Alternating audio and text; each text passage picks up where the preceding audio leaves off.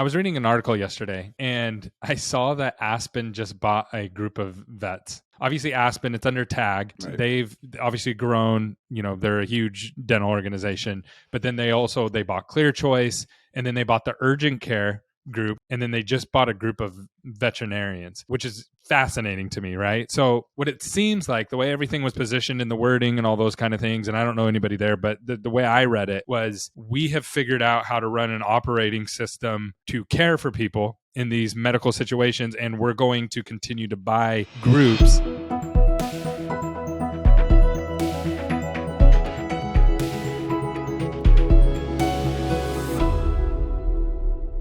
All right, we are live, and thank you for tuning in to another episode of Dental Rift, a podcast about dental marketing or something like that. I probably didn't miss the mark on that intro there, but my name's Gary Bird. I'm the CEO of SMC National. We're a digital marketing company for dental companies, and my friend Tanner here. Yeah, Tanner Applegate, CEO, founder of Unify. So we're bringing new solutions. I mean, honestly, Gary, sure, we're podcast about marketing, we're a podcast about technology, we're a podcast about anything. So I mean, yeah, you didn't miss the mark there. You're right on. We're whatever we want it to be. We're about that. There was another tagline that we had, and I totally lost it. So that's what happens when you don't write things down. All right. So how are things been going with the launch of your company? Good. We've got customers building right now, testing it for us, and it is. It's going, man. I switched over obviously from running a DSO to this, and I was not anticipating kind of the legwork that development requires, right? Like there's a lot that goes into it. Like every little feature on every little thing has to be built out. Like I just took that for granted. And so, I mean, it's going awesome. We're excited. We got a lot of energy and passion around it, but I mean, it is taking a long time. It's tough. It is a tough road. All business is tough, but in different ways. And sure, software has to be thought through. And a lot of times in dental, you have humans to fill in those gaps. So it's like, here's the process, and then the humans fill in kind of the nooks and crannies where you may not be looking at. And so I definitely understand that 100%. Hey, before we go any further in the show, I need you to visit a website for me, dentalmarketingmanager.com. If you're a dental office that has somebody managing some of your marketing internally, it's so important that you get them trained. And right now, there is no standard, there is no set of KPIs that people use to build out this position. And so it's been a little bit like the Wild Wild West, but we're aiming to change that. On December 8th and 9th of 2022, we are going to be hosting the first ever dental marketing boot camp, and we're going to be covering everything that there is to know about being a marketing manager, all the KPIs, how to partner with a marketing vendor, how to build out a position, how to get more patient referrals, 2023 plan calendared out, and everything that you're going to need to manage your dental marketing. And this is not something that you're going to want to miss if you are a marketing manager, and you're not going to want to have your team miss this if you have somebody helping you internally with your marketing. So we hope that you will come. A lot of the SMC clients are going to be there. And if you don't work with SMC, that's totally fine. We still want you there. We want to help you. We want to help your businesses grow. So go check us out, dentalmarketingmanager.com. We have limited space, limited opportunities, and we hope to see you there. What are you have a couple topics, I know, and I have a couple as well. Who do you want to go first? You kick it off. Okay. So I was reading an article yesterday, and I saw that Aspen just bought a group of vets. Did you see that? I hadn't seen that, no. So I'll let you pull it up. So basically, obviously Aspen, it's under tag. Right. They've obviously grown, they're a huge dental organization, but then they bought Clear Choice, and then they bought the urgent care group. I forget the name of the urgent care. And then they bought another specialty group, and then they just bought a group of veterinarians, and which is fascinating to me, right? So what it seems like, the way everything was positioned in the wording and all those kind of things, and I don't know anybody there, but the way I read it was, we have figured out how to run an operating system to care for people in these medical situations, and we're going to continue to buy groups. Doesn't really matter if it's dental or even now moving outside of dental. We know how to operate those kind of organizations and run those kind of operating systems. That's what it's looking like to me. I was blown away by it though, because naturally you just don't think that that's the next step for a dental group. That's fascinating. I mean, I can see the logic behind it because yes, like really, like if you think about boiling it down, right? Like it's the service is provided by an individual, and so the product that you're still selling is still that individual more so than anything, right? And so the support and effort around them, sure, you switch out the fact that like you're not going to text a dog, but you can text the dog's owner, right? It's the same, I Yeah, guess, with yeah, like it's the pediatrics and same. such. Yeah. So yeah, I mean, I see the business model being really similar. I'm interested to see how it goes for Aspen, though, for sure. Aspen is a startup only model, and so I wonder if they'll keep a brand the same way for It, vet. Like if they do kind of like a startup only model for vet, then as well with this new brand that they've purchased. have they done that with Clear Choice? Are they opening up more Clear Choices under the Clear Choice brand? Do you know? I don't I've know. heard a lot of mixed feedback about Clear Choice and how it's going. I don't have like intimate knowledge of exactly how well Clear Choice has grown and expanded. I'm sure that since Aspen's owned it, it has had some growth. But I don't have as much information about what. Okay. Awesome. Well, I thought that was really, really interesting. Here's what the write up was. We've proven and refined the model with Aspen Dental and built the only national dental brand. We've now applied it to 3 other consumer healthcare brands in Clear Choice Dental Implant Centers, Well Now Urgent Care, and then Chapter Aesthetic Studio. And we couldn't be more excited about our partner, AZ Pet Vet. Yeah, and I find the urgent cares interesting too. And it is true. They're the only one brand, national one brand dental office, right? Totally. There's nobody else who has a single brand. Yeah, and what stands out to me though too is it kind of branches off our last episode, right, where we talked about okay, these other DSOs are going into other markets, right? You've got the North Yeah. American going to Europe, and then Heartland's kind of going into Canada, and so Aspen, they said, you know what, we'll just go into other verticals, right? So I wonder if Yeah. once you're getting to that size, in order to continue with that growth that your equity partners are expecting, you've got to get creative in where you expand to. North American dental Yeah. market, I guess, is not enough. Do you know much about the urgent centers, the urgent care centers? I don't know much about Because them, no. Amazon moved into that space as well. I do know that urgent care has been doing a lot of consolidation as well, right? So as far Yeah, as because like, those were all smaller mom and pop shops, kind of like dental was, 10 years ago. yep, for sure. And I mean, growing up, I knew somebody that owned a chain of urgent care, and so I just kind of guess took it for granted that it was like a group of things. But I, as now, kind of realize that urgent care is fragmented and is being consolidated, just like dental. Yeah, yeah, and there's a huge opportunity there because there's a lot of things that you just don't want to go to the hospital for, even if you have insurance, right? So there's times where people get sick or you need something really quickly and you just pop into one of those, they call them dock in the boxes out here, but just um urgent care places that you just drop into. And so that's yeah, so those are all that's the so the business models you're thinking, man, yeah, you just step in and those business models are similar. Obviously they're going to need people to lead that out. There's going to be nuances about them. I mean, the buying cycles are probably a little bit different, and it's just crazy to me. It seems so, I'm overwhelmed by it just reading that list, right? Like that's a big list of different kinds of businesses to manage. Yeah, I think about Clear Choice though. Clear Choice is very different than a typical dental chain because of the fact that it's Yep. a one-time purchase, right? Like you might get some reoccurring behaviors, but it's definitely not like hygiene where it's infinitely long, right? You could essentially have a lifetime value forever. And I think that urgent care is more similar to Clear Choice, right? It's a Yeah. Yep. one-time purchase behavior, and so I think having those two together makes a lot more sense.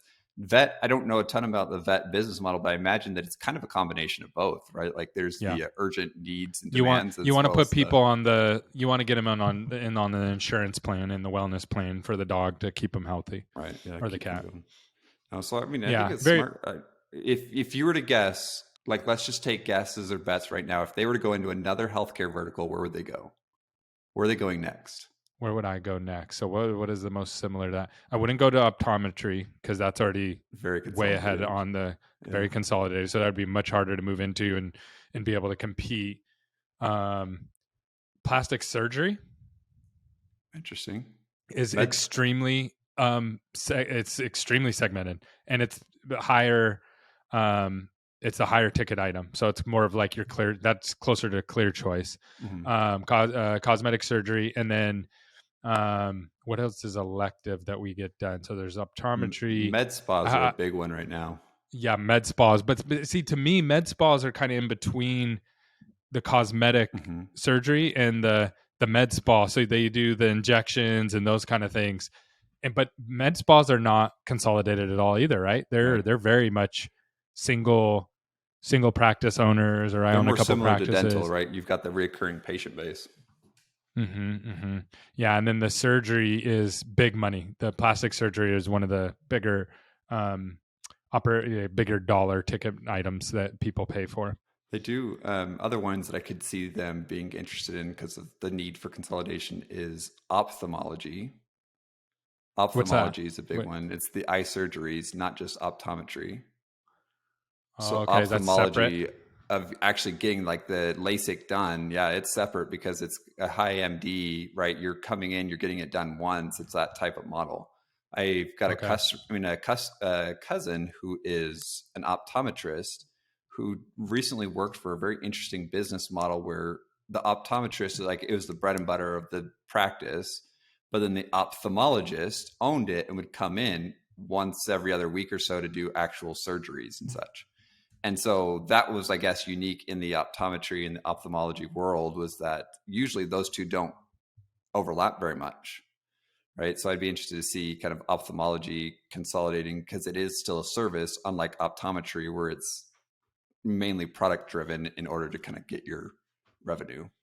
So I'm just pulling this up right here. So Amazon bought Amazon bought One Medical for 3.9 billion last month. I don't know if you caught that or not. Yeah, I did So see that it's one. interesting.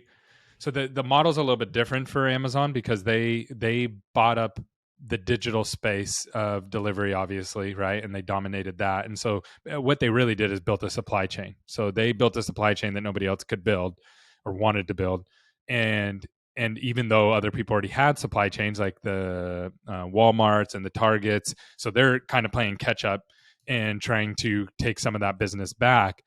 But now that Amazon has dominated this space, now they're moving back out into Physical. the physical world, Yeah. and so that way they can leverage against other opportunities. So they got Whole Foods, they got now One Medical. They've talked about buying like movie theaters. They may have bought some movie theaters, but there's been a lot of rumor about them buying movie theaters. And so what they want though is to be able to leverage against their other products, right? So I'm wondering, the reason I'm bringing this up is I'm wondering if that's what Aspen is doing. Are they going to leverage against their products? So it's like, hey, you need dental care, and we also know that 80% of our dental care patients have pets or whatever, right? And or need urgent care, and we can now connect those dots. I don't know how you would do that exactly, but I'm sure there's ways to do it. Even if you did it in nothing, which I'm sure Amazon is doing, if you did it in nothing but a marketing game, right? Where you get to know enough about your patients in these different individual segments that now you can kind of cross promotionalize each other, where there's not even necessarily an exchange of information, but it's just purely a marketing game. I can see that being very effective. Well, even if you got good at aggregating just data, right? So if you were good, I'm assuming that Aspen's good at it. So they have all their patients, and then you just add in there how many times have you visited urgent care in the last year, and then you added what's your household like, how many kids do you have, how many pets do you have. Just that alone, Totally. now you have a whole intertwined. And so how Amazon does it, so when you go into Whole Foods, you scan your Prime card and you get an Amazon discount just by shopping there. So I imagine one care will be similar when you go in. If you, hey, are you a Prime member? Boom, and then you get some kind of discount or some kind of something, and everybody would be happy to do that, right? If you get the discount. And then the movie theaters, what they've talked about doing there is, we're special releasing one of our Amazon Prime movies, but it's only going to be at these local theaters. and you get a discount for being a Prime member. So everything's around this Prime membership that they're building. So you don't want to ever drop your Prime membership, which then protects them against the Targets and the Amazon, or the Targets and the Walmarts of the world, because I'm not loyal to Walmart, right? Like I might buy my toilet paper there, but if I can get it from Amazon and I already have my membership there, it's much more loyal to Amazon because of that intertwine that they're building. So I think there's a play there as well. But again, I don't know how that works with HIPAA and those kind of things. But they're the same company. And then all of a sudden, from zooming out from here, we talk about how we struggle running 3 or 4 dental offices. Right? No kidding, like, right? Holy cow. Well, that's why I said that's why I said it's overwhelming, because just the complexities of running 5 practices is huge, and just getting the data for those 10 practices is huge. So sometimes I wonder at how good some of these people really are at being able to do the things we just talked about. I think those are maybe just high hopes on our part. So this ties into a topic that I did want to talk about, which is like you can really boil down to any business into a group of skill sets, right? Like the ability to go in and say, hey, we're going to buy Whole Foods and be able to run that. Like that is a skill set of being like strategically, you can see things strategically enough to say, okay, how these tie together, right? And so like for dental offices and dental groups, there's a lot of skill sets of like, okay, the skill set of being able to make sure that our team members are satisfied and happy, right? Or the skill set of being able to convince selling offices to actually sell to our group versus all the other competition, right? Like there's a whole multitude of different skill sets that you use to run a business. If you were to pinpoint one, or let's say 1 or 2, maybe 3 of the top most important skill sets for a DSO to master, what would you call out? People acquisition and maintaining the people that you have, the team management, culture, and then acquiring of that. If you're really good at acquiring, I think you can beat most other people now.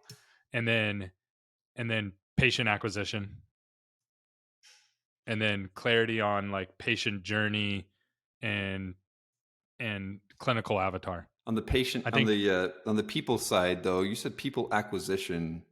You think people acquisition is more important than people retention? Well, no, it's not important. They go hand in hand. Like if you're really good at, it's like being really good at marketing, but you don't keep any of the patients. Right, exactly, that's a problem, right? Yeah. So they go hand in hand. So if you're really good at acquiring people, that more than likely means all you're doing is missing just one last part, which is a big part of retaining people. But you have to retain people. The labor cost of retention is too high. But retaining people now is not the end game anymore, because if you want to expand, you have to be able to recruit. And people, that's where the dental right now, that's the weakest place in dental, because we've just never really had to recruit before. So you started going down the alley of where I would have answered this for, right? Which is, to me, I think that one of the most important skills, and this probably gets into my people, I'm a process person, right? So one of the most important skills that I would say is change management, right? Yeah. When you acquire an office, that change management aspect of like, okay, how do we make sure that we keep these people happy, roll out our new processes and systems, et cetera? Like there's a whole workflow and mindset around that I feel like goes unacknowledged or kind of unaddressed in our industry. Yeah, no, totally. It's there's a certain person who has that skill set, and then adding dental, knowing the knowledge of dental and being able to do that. And then, but then there's culture, there's the soft skills of culture, and then there's the hard skills of culture, right? So the soft skills of culture are building the relationship and smiling while you're on the Zoom call with them, right? And those kind of things, like they go unnoticed and they're hard to measure. But then there's the hard skills, like, are we going to go in day one and change the practice name? And you're going to be like, and everybody's offended, right? Or are we going to wait 6 months and have a long term and build a relationship and then change the name to the practice, right? So there's that, but that is all done. Most of that's done through change management with a project manager, and it's a skill set. It's a hard skill set, and then you have systems that are built into that skill set. Yeah, totally. It's one of those things. I think about change management a lot because obviously with the unified platform, as we're connecting out to other vendors, as I connect to vendors and I connect to customers, really what I keep hearing is that the vendors do a terrible job of change management when they're working with these new customers. Right? Like, hey, let's Yep. roll this out. We'll teach you how to use our platform. It's like, no, we'll roll it out and good luck. You figure out how to use our platform. Well, Right. So it's even I think the biggest part, even if people have really good intentions, I know we fell into this, is how even if I show you how to use it. So here's something we're building right now that I notice is a big problem.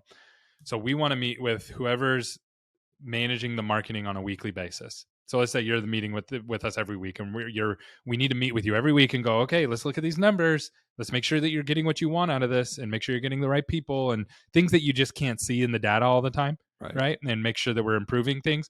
So we're supposed to meet every week, and you miss half the time. And so what most marketing companies would do is just go, yeah, they missed the meeting, whatever, it's great, and now I got an extra 30 minutes back, right? So what we've been working on is, okay, now this information that this person missed this meeting, it now needs to be rolled up to leadership, because here's what happens at the end of the quarter. Your CEO at your group goes, we didn't hit our marketing benchmarks, and you've been spread thin. You're managing a bunch of different things, and marketing's lower on your list because it's not visible right away, but the patient standing in front of you is visible, or the problem in front of you that you're dealing with is visible. So you're not dealing with that right away. The CE goes, oh, the marketing's not working, gets on a call. Why isn't none of this working? And then it's like, well, we haven't been really meeting and talking about it. Well, why aren't you guys meeting? And it turns into this big firestorm that could have been prevented. So like what we're working on is, okay, if somebody, every month there's going to be a roll up communication to necessary parties, and we decide that up front. Is it the CEO, or is it the CMO, or is it the president, or is it the district man, or whoever it's going to be, right? Right. That person needs to be in the know, but not every day and not every week. And then here's Tanner. We had 4 meetings scheduled with Tanner last month. Tanner made it to 2 of them. We had 2 coaching meetings set up. Your team missed both of them, which happens all the time, right? Like people just don't show up to the coaching. So it's like, now now your team knows, and that we're communicating, right? And then here's our missed opportunities. But that's a lot of work for us on our end, right? Because now we're thinking through strategically how you operate as an organization. But I think it's extremely necessary, and I don't know if most vendors are willing to go through that. Yeah, and along a lot of that journey though too, it's like, yes, I love the way that you guys are providing that value. I think that there's also the idea or need of like, hey, like let's educate on why it's important, or why or where you even need to be as a manager, right? Like the education in change management is important, and it's not always on the vendor to necessarily do that, right? Or hardly ever on the vendor to necessarily do that. But that still means like if you can master that skill set as a DSO, you're going to be head and shoulders above your competition. Yeah, I agree with that, especially if you're acquiring, because acquiring practices, Oh, it's all while change it's management. easy, Yeah, it's crazy. yeah, why it's easier to do from a growth standpoint, like, yay, we got more practices. That's the easy part. The hard part is you're rolling in separate cultures. Usually you're trying to get a good deal on a practice, which means you're not always going to get the best culture or the best people or the best systems, because you want to improve those things, right? That's harder to do. It's harder to roll those in, where de novos are way harder to do. And but it's much more, you control that process a lot more, and you it's a more of a blueprint than the acquisition side. At least that's the feeling that I get from the outside looking in. Yeah, no, that is true. I think that one of the trends that we see now actually in these larger DSOs or these kind of private equity backed DSOs is that for change management, they consciously make a decision to not master change management, right? We're not going to change anything, right? So we'll acquire you. You'll be a part of our platform. We'll provide you 1 or 2 services that you didn't have before, but we're not going to change anything, right? So our strength is that we don't have change management, and But then therefore, but doesn't that go against the ability to leverage these groups and say, okay, this place doesn't this is the downside of these particular groups, and here's where we can provide upside so they become more valuable? Don't you lose out on that by not changing anything? I think that it depends. I've seen a lot of different models on this. I've seen one model where it's like literally we're not going to change anything, but we'll give you options. If you want to change it, we'll give you options of whether these are contacts or whether it's a centralized team that we've built in underneath the DSO layer that we can do, right? So let's say, for example, your RCM, you can consistently are off mark with your RCM, right? What this DSO is not, they're going to do is not going to say, hey, you have to centralize it onto the platform that we built. They'll say, hey, we built this out. It looks like you're not hitting goal. We can get you up to here if you want to, but you don't have to, right? So that whole like it's optional type of thing, I think I've seen that model happening and I've seen that be successful. The other one is like, hey, we're monitoring your metrics, and if you don't hit this metric, then that's when we take over, right? So I've seen like, hey, we will go in and do change management at certain triggers where it's never optional. And that's the part that everybody hates about DSOs right there, is that you got corporate coming in and telling you you're not doing enough of X, and then making all these changes and stuff. So that I could see how that could cause problems as well. Yeah, it's a weird fine line for sure, because you don't want to come in and change it all at the exact same time, because that creates cultural issues, depending on how you do it. But at the same time, if you don't do it, then you're right, you're losing a lot of the advantages of having it all pulled together anyways. What about the models of people who are saying like, okay, you can just come to us and we'll just do marketing for you, or we'll just do HR, or we'll just do billing for you? How does that work in the DSO world? I think that's similar to the one that I just said, which was like, we'll do these things and you pick which ones you want to centralize onto our platform, right? Like I know that Lightwave was that way, where they bought a bunch of different groups and let the groups kind of operate individually. And then as these groups keep having similar problems, then that's when they start centralizing it as an overall DSO and say, okay, hey, we've solved this problem now, if you want to bring it on. That's actually, I like that. Is that, what's your feedback on that? What have you seen on operating that way? I've seen it. I think it's been very successful. I've got a good friend of mine, Jordan, who is with a company that has run a similar model in other countries, right? And now they're doing that same model in dental. And I think that logically it makes sense to me. I'm interested to see from the inside being supported, is it enough? I imagine there could be issues of like, hey, sometimes they're too slow to build these things out. Sometimes like we have to be the guinea pigs that they're testing it on, et cetera. Yeah. Right. I could see that being an issue, but it's no different than. So how I would solve that, Tanner, is I would figure out who my first movers are in my group. Because if you have 50 practices, you're going to have 3 or 4 dentists that are always the ones that want to try the new stuff. They always buy the new technology, right? And so I would go to them and say, hey, you guys can just be my guinea pigs over and over and over again. I've worked with dentists like that are just like, Gary, anything you have, send it my way. I want to test it. Anything new. And I think that would be a good way to roll things out, test it, kind of do a beta. And then I think the scary part for dental would be everybody in dental likes this like step-by-step roadmap, right? So show me step 1, step 2, step 3, step 4, and just show me the process all the way through. But what this does is the steps aren't always the same. Some practices are going to need marketing support. Some are going to need IT support first. Some are going to need HR support. Some are going to need, whatever it may be, clinical recruiting, whatever it may be. It's always going to be a different step depending on where the practice is in their journey. And so this allows you that flexibility to come in and say, cool, we can actually help with that right now. And here's the solution that we have, or not, if you don't want to. Yeah, I think the thing that complicates that though is the whole like management service fee. Right, like when you first set up a DSO, right, you're providing X services and you get X amount of fee in return, right? And so then all of a sudden now, as you're adding on more services, can you, based off of how you structured your agreement, can you start charging more or not?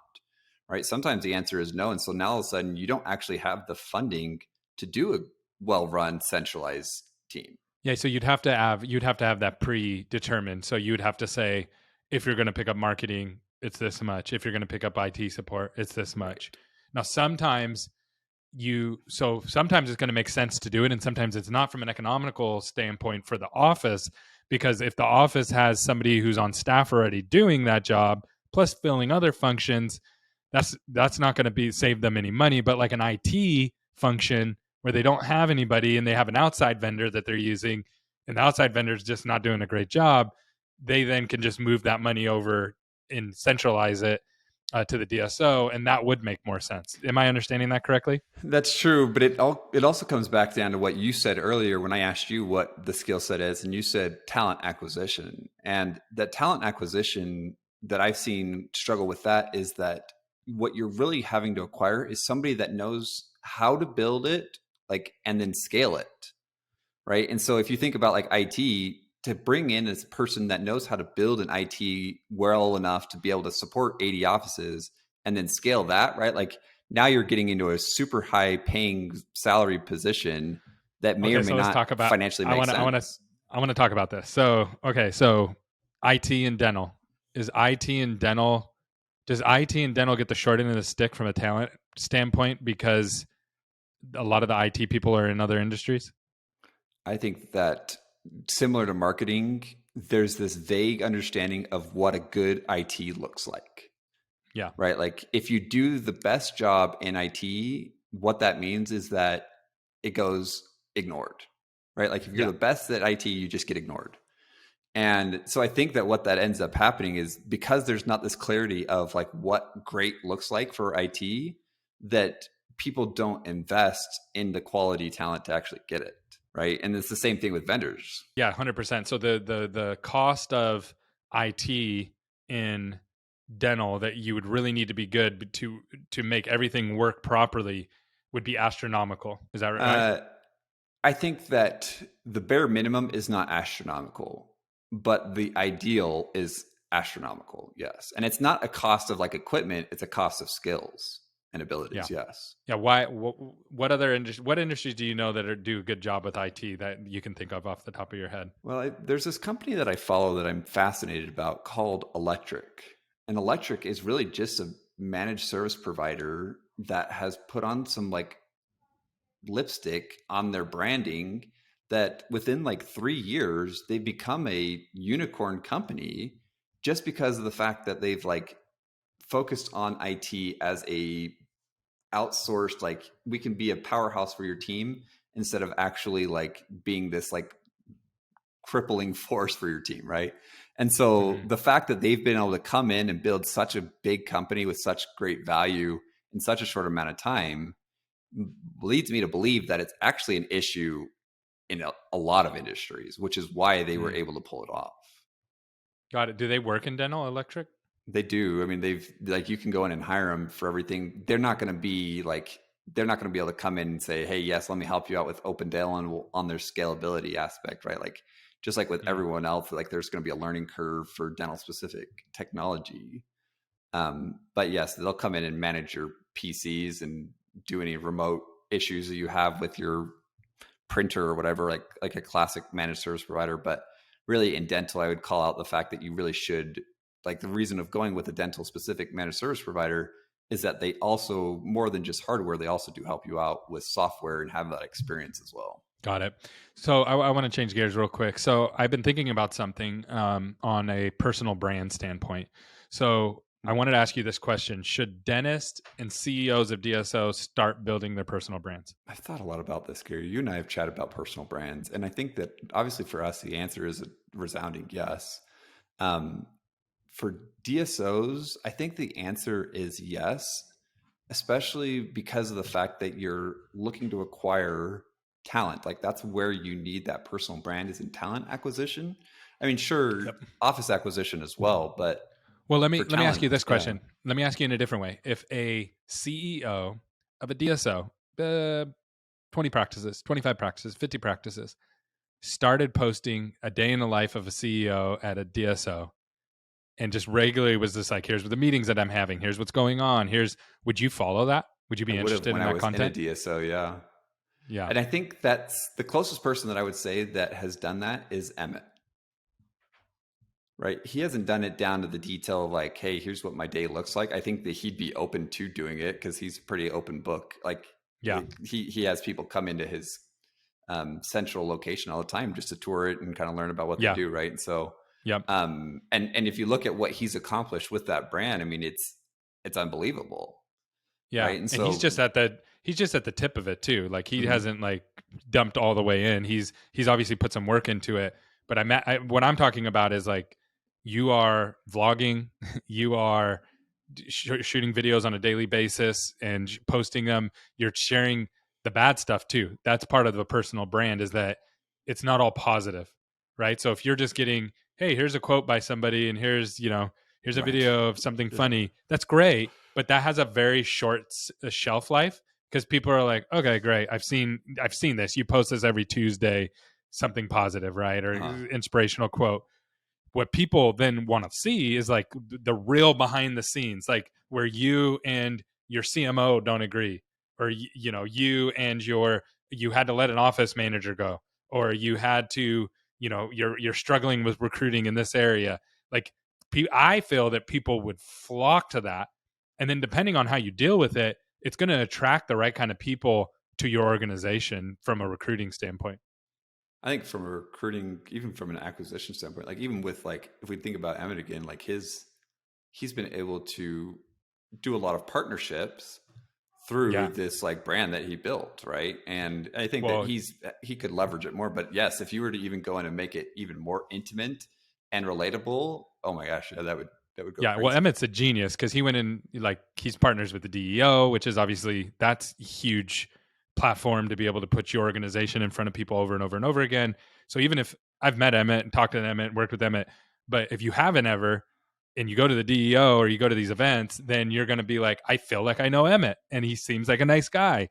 And that is the foundation of a personal brand. And then what we're talking about is just leveling that up, going up, and just continuing to compound that. So I love that. I think that would be huge. I also, now dentists are a little bit different though, in my opinion, because building a personal brand as a dentist, some people have done that, and the fruit of that is not the same as somebody who is like a CEO of a company, because Huh. it doesn't scale the same way. I would counter that actually, because I've seen that too in New York. Obviously, the New York market is unique. Maybe someone out in the middle of Tennessee building a dentist brand would be different, but in the New York market, because you're literally just in New York, there would be offices that were available to buy that we would turn down because they were an Instagram office where they would get like 60-70% of their patient base of like Vietnam people coming over to look at their cosmetic work because of this Instagram channel that their office manager Yeah. runs. Like we literally were No, no, like, no. I'm we not. can't I'm not replicate saying this. that. Yeah, no, I'm not saying that it can't be useful for a single practice, right? Right. It can be. What I said was it doesn't scale the same way. Right. So what I've seen these people get famous on TikTok, and they have hundreds of thousands of followers. And I'm like, okay, well, how many new patients a month are you getting? And they're an associate. The one I talked to, she was an associate. She said, I see about 30 new patients a month. And I'm like, man, I'm like, okay. And but she loves the education, all that kind of stuff. And Oh, she's totally. I'm sure she'll find another opportunity. But that's why a lot of these guys that are TikTok famous, they start selling like toothbrushes, toothpaste, because Sponsorships. Yeah. yeah, sponsorship, because that does scale. But you Yeah. can't scale. You can't, it's really hard to scale your no one's been able to do it yet. Scale a personal brand as a dentist or as an orthodontist, and then scale that out by building more practices. That model doesn't work. Now, if you pivoted and you said, hey, now I'm a CEO of an organization and I'm not a dentist anymore, and now I'm doing behind the scenes of the CEO, I don't know if that audience that you built would be the same value as the audience, or you wouldn't be able to provide the same value, right? No. Because before it was different people following you for different reasons. Now you don't have those business people there, and it's a totally different audience. Yeah, and I guess the only counter that I would say, the only way that I have seen them scale it successfully is that you scale it in pricing, right? So when they got this brand and reputation for these like crazy cosmetic cases where people are literally flying in for this person because of how Yeah. famous they are, right? Like, yeah, they're charging 10 times the average Yeah, but that's price only for this. so scalable even still, Right, right? exactly Like, right. yeah. Yeah. Right. So And yeah, everybody you wants you that. wouldn't be able to replicate that same brand across multiple locations in that similar style. But you can do it where you can start charging more and kind of cutting those customers out, et cetera. But as far as, I mean, it's interesting that you bring this up because yesterday I went down this rabbit hole. I don't know if you saw this or not. I know that we're both kind of on TikTok. I found this guy on TikTok who had something like 24 million followers or something. And he created a short film with another TikTok star and put it on Patreon. So he wanted people to pay him to watch it, like $15 or something. And he got pissed off that no one, like, I think he only had like 100 views of his 24 million followers watch his Patreon. And I was How like, much was see, it? like, How much was it? $15? It's 15 bucks. Yeah. Yeah. Yeah. So he put $40,000 of his own money into this and couldn't even get the return back on it.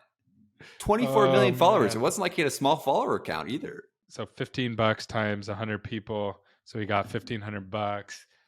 He's got a way to go. 40. I'd be heated. I'd say you guys aren't getting any more free content. No more free content. That's exactly right. He left TikTok. That's how I ran across it. Was that it was his goodbye video that he posted that like popped up on my feed or whatever. Well, see, the thing with TikTok that's changing the algorithms that most people don't understand is that it doesn't matter how many followers you have. Your content is only as good as the people who want to watch that piece of content. Basically, a follow in TikTok means nothing. And so it's changed everything. And now all the other algorithms are starting to change towards that. And so they're focusing, like the difference between TikTok and Instagram, what they did is they would do, okay, who do you follow? And what accounts are you interacting with? And what accounts are they interacting with? And we're going to feed you that content.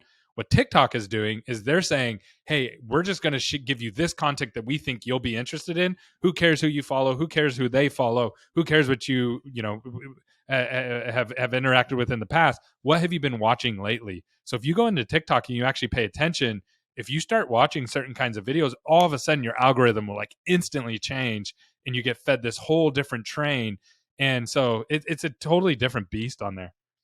Yeah, I listened to this podcast episode recently about, Hank Green. Mm-mm.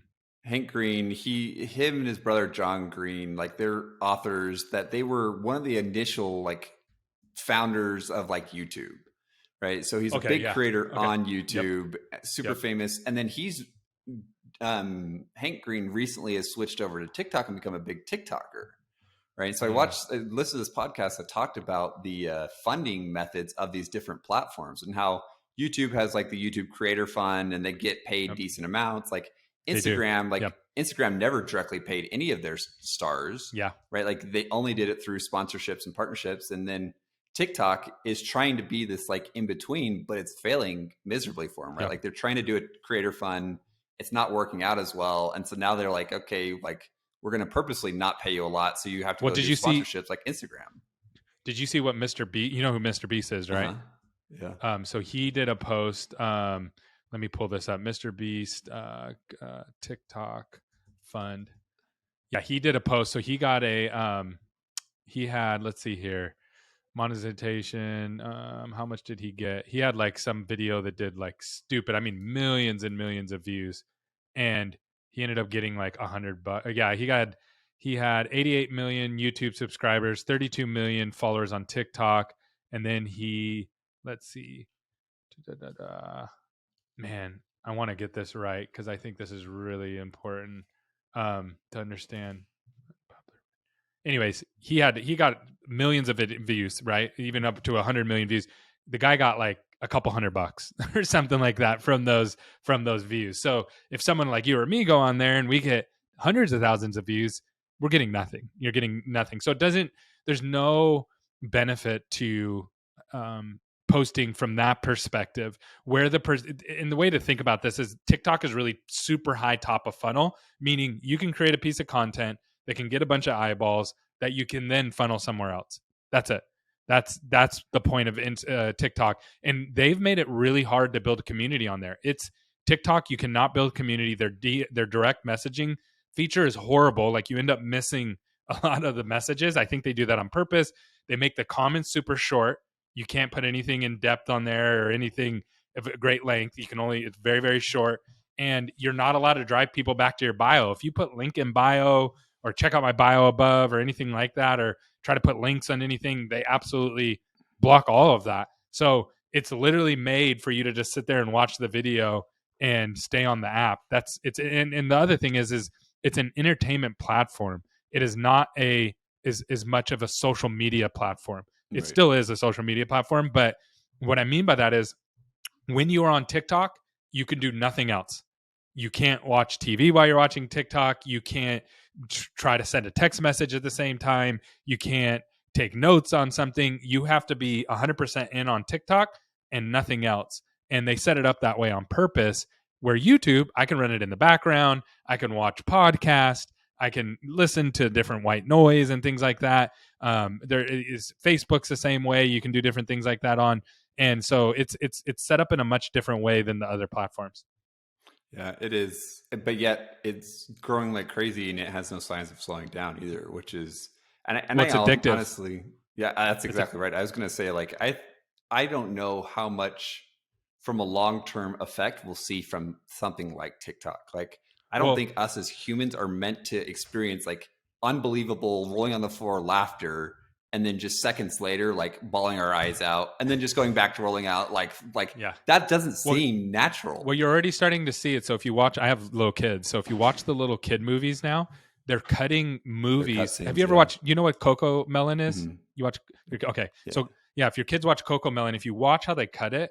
It's instead of scenes being like 9 seconds, they cut their scenes like every 2 or 3 seconds, which is TikTok. TikTok is that, and that's why babies love Coco Melon, because the scenes are just cut, cut, cut, cut, cut, and it's always changing the scene. They're starting to film 60-minute movies now like that, and it literally hurts my head. I was sitting there watching a movie with my kids, and I'm like, I can't watch this. They're cutting the scene every second, and it's everybody's attention span's way shorter. What do you think the long-term effect of that is? How does that Shorter change civilization though? Shorter attention span, so what? So it used to be remember before microwaves, we had to cook everything. Then we got microwaves and it was like, okay, well now we can microwave things. And then we got drive-through restaurants. And what was the impact of that? So I would just go through like the last things that we've gotten opportunity, or cars. Cars are a great example. Now we can actually travel somewhere, and what used to take days to get there, we can get there in hours. So there's going to be pros to it for sure, but there's also going to be major cons to it. I think obviously, How do you like think that changes the workforce. I think that people are going to be less apt to read and more apt to just sound bites. Like think about the media now. The media is just all headlines. People read headlines, and if you write a good headline, then your article's awesome. If you write a poor headline, then your article stinks. So you have to be able to write a good headline equals a good article, even if the content is not that great. So that's going to change everything about the way businesses are ran and the attention span that people have and how you're delivering information to them, for sure. And obviously too, like if you think about that, I mean, obviously automation plays a big role in that, right? Like let's take away the mundane, lengthy task and try to make it so that there's quick, immediate feedback without a lot of interaction. Yeah, it's a problem. It's a problem for sure. I have one more topic. We have a couple more minutes here. Yeah. Let's see. So which conferences are the best to go to and why for dental? What do you want to do? Because I know there's different. DSO? Yeah, exactly. So there's different kinds of. So first of all, what are the most important things for if you're in a DSO? What are the most important things to go to conferences for? And I guess it depends which position you're in, right? So you got like leadership. You have the clinical side, so the more tactical skills. So like the CA, right? And then what else? What else do you need to go to conferences for? Technology. The technology. Right now, I think that the only way that you can connect with the vendor community at large is through these events, right? If I got how do other industries tackle that? So how do other people find vendors? Well, that's exactly why Unify Industry is coming around, right? And right now, as far as how do you connect with other vendors, like I've seen that need in dental. There is no other place in community. So if you think about other industries and such, right, like they have things like G2 or Capterra where you can go in and search for these solutions, and they're generally broadly applicable. But yeah, as far as like specific to an industry where I have a specific use case that I want to be able to research around, there's really not. Like that's where the trade shows exist and still have it. Like that face-to-face connection is not replaceable necessarily, but I think that the pre-work before that face-to-face connection and even the post-work can be done and should be done online, but it's just not available. Yeah. So Right. so back to my question. So you got leadership, you have like the clinical things that you need to go and take care of, tech, anything else There's that peer connection too, right? Like how do I, like, what are you doing in order to make sure that I don't make those same mistakes that you're doing, right? Like yeah. that camaraderie, I think, especially at like the high level. Yep. Awesome. And then okay, so those are the four main things that you go to conferences for, would you say? Mm-hmm. Yeah. And then so who has the best? So who has the best leadership stuff? That's a good question. I think the leadership content is probably the DEO. Like if they're going to teach us how to be leaders, the DEO. As far as like connecting with other leaders, I think that the Dykema like the ADSO and Dykema bring in a lot of really high class leaders in the DSO. So so you're getting a big group of people that are higher up in organizations that you can get in front of. And then what about for tech and stuff? Is that just purely a vendor play? Whoever has the most vendors? Yeah, it's really just kind of who's at each event. I mean, each one has, sometimes a lot of them are similar, overlapping in all those events. But Dykema had, I think, the biggest vendor grouping I've ever seen. Like, yeah, there was a was lot, and they were sold out too. They yeah. packed they packed every corner out. Yep, awesome. Anything else you want to go over today? No, I did get invited to speak on a technology forum in the DSO summit. Is the DSO leadership summit in October coming up. So, as I was doing a onboarding call with them, they really emphasize the importance of like tactical content for their audience, which I don't think always happens at every event. Right. No. So as far as like operational things, I'm excited to have that event kick off because of how focused they were at like the actionable content versus just like advice or pontificating about ideas of where the industry is going instead of like, hey, this is what you can do tomorrow to actually change your group. So I'll see. That's That'll be my first time at this event, but I'm interested to see how well they accomplish that goal. Yeah, I got asked to speak at a similar conference, but it's actually going at the same time as that conference. So that I normally would go to that, but we're not. I have some team members that are. It's clinical to CEO, DSI, and Polaris are putting it on. Oh, that's right.